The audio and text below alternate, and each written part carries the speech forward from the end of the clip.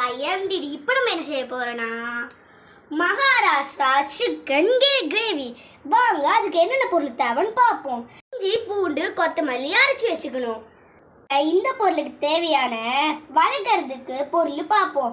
இதுக்கு நம்மளுக்கு கொஞ்சம் தக்காளி, கொஞ்சம் வெங்காயம், கொஞ்சம் கொத்தமல்லி, அடுத்து பச்சை மிளகா, 2 பச்சை மிளகாவை கட் பண்ணி எடுத்துக்கலாம். இதுக்கு ஒரு மசாலா ரெடி பண்ணணும். நான் ஆல்ரெடி பண்ணிட்டேன்.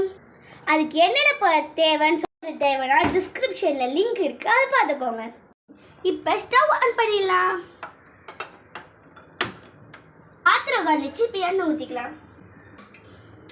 இப்போ அரைச்ச பேஸ்ட் சேர்த்துக்கலாம்.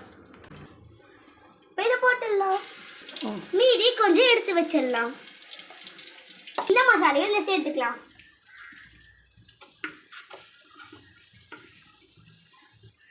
மிக்ஸ் பண்ணிக்கலாம். இப்போ இந்த மசாலாவை வதக்கிற மசாலாவை ஒரு பிளேட்ல வச்சுக்கலாம். இப்போ கொஞ்சம் எண்ணெய் ஊற்றி இந்த இஞ்சி பூண்டு பேஸ்ட்டை ஊற்றிக்கலாம். ஓகே, இப்போ எடுத்து வச்ச பேஸ்ட்டை நம்ம கொஞ்சம் போட்டுக்கலாம். அதே ஸ்பூன்ல போட்டு நல்லா வதக்கிக்கலாம். இப்போ பச்சை மிளகாவோ கொஞ்சம் வெங்காயமோ எடுத்து போட்டுக்கலாம். இப்போ மிக்ஸ் பண்ணிக்கலாம். ஒரு தட்டு போட்டு மூடிடலாம்.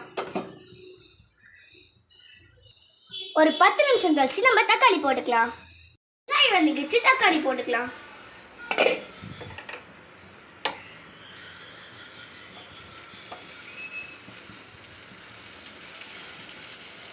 தக்காளி போட்டாச்சு. இப்போ வதக்கிக்கலாம்.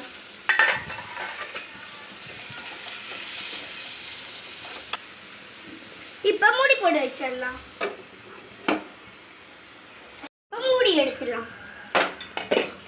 இப்போ தக்காளி வதங்கிடுச்சு. சிக்கனை போட்டு கொஞ்ச நேரம் 10 நிமிஷம் மூடி வைக்கலாம். இப்போ சிக்கன் போட்டு வதக்கியாச்சு. இப்போ நம்ம மூடி வச்சிடலாம்.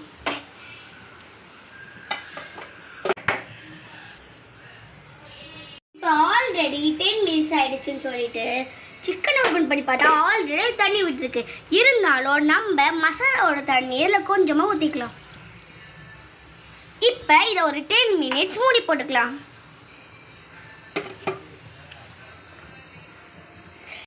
சிக்கன் பாதி தான் வெந்திருக்கு. இப்போ கொஞ்சமாக நம்ம மஞ்சத்தூள் போட்டுக்கலாம்.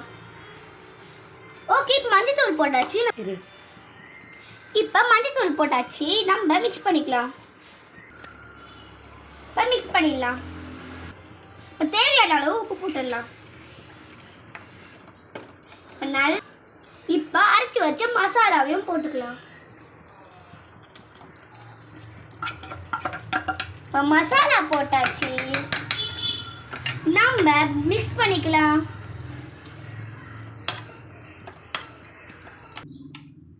இப்போ மிக்ஸ் பண்ணியாச்சு. இப்போ நம்ம மூடி போட்டுடலாம்.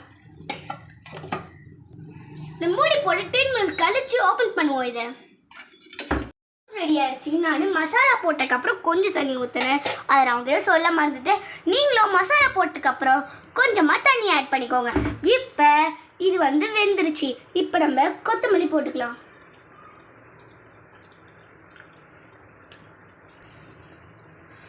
இந்த கிரேவி இட்லி, தோசை, சாம்பார் சாதத்துக்குலாம் சாப்பிட்றது ரொம்ப டேஸ்ட்டாக இருக்கும்.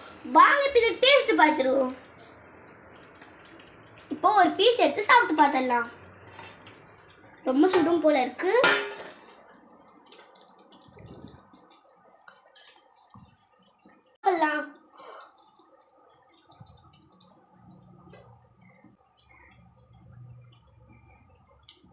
டேஸ்ட் செம்மையா இருக்கு. நீங்களும் மறக்காம இதை உங்க வீட்டில் ட்ரை பண்ணி பாருங்க. Bye friends. A few moments later.